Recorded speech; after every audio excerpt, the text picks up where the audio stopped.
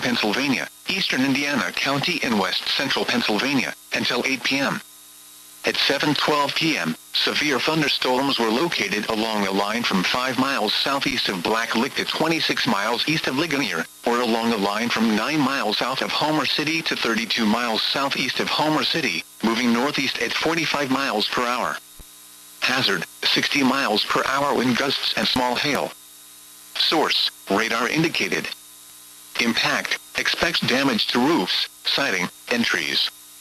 Locations impacted include Clymer, New Florence, Seward, Bolivar, Cherry Tree, Glen Campbell, Armagh, Commodore, Dixonville, Brush Valley and Yellow Creek State Park. Seek shelter inside a well-built structure and stay away from windows. These storms are capable of producing damaging winds. Weather